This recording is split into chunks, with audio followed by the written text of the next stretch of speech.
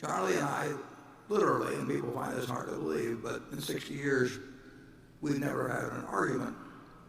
We have disagreed about things, and we'll probably keep occasionally disagreeing about this or that.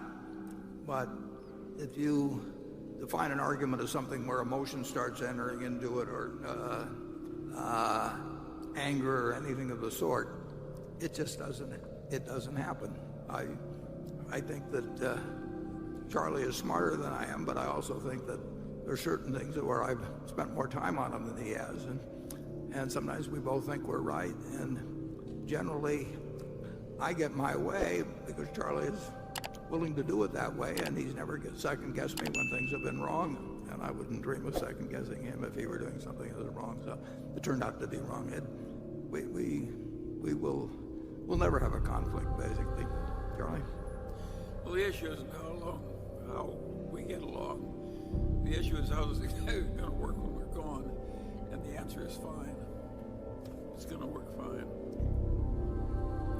We're lucky that, I ran into him when I was, 28 years old, and I both worked in the same grocery store, and he grew up less than a block away from where I now live and everything, but I did not know who Charlie Munger was until I was 28. But clearly we're in sync in how we see the world, and we're in sync on business decisions, basically. Charlie would do fewer things than I would, but that's because I'm spending my time on this while he's designing dormitories or something. And we both keep busy in our own ways, and we have a lot of fun dividing the labor like we do. But you really want to work. I mean, having the right partners in life, particularly the right spouse, but particularly having the right partners in life is enormously important. I mean, it's more fun with a partner, both in personal life and in business life, and you probably get more accomplished too, but you just have a better time. It would not be any fun to do work in a little room and make a ton of money trading around securities, but never working with another human being. So I recommend finding, well, Charlie gave some advice in the movie, finding the best person who will have you or something like that. Sort of a limited objective. But it's not hard to be happy if you're a collector and don't run out of money. Collecting is intrinsically fun. Just think, how many people who you know in your whole life who were collectors who didn't run out of money, who weren't happy collecting? That's what we've been collecting all our lives. It's a very interesting thing. There's always a new rock to be turned over, and it's interesting.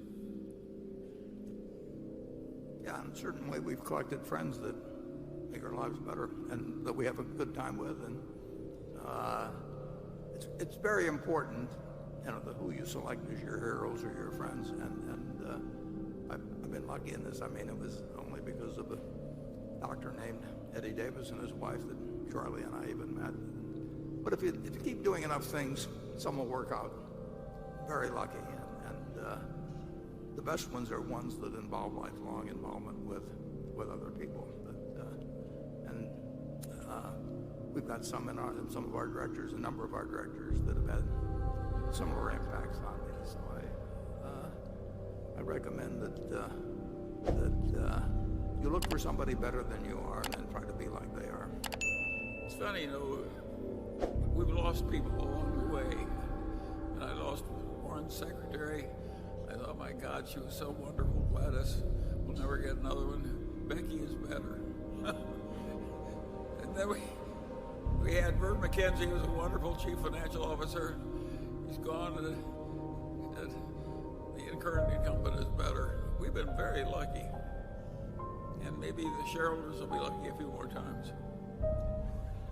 Okay. Thank you for watching. Please like and subscribe Financial Thinking YouTube channel and follow us on social media.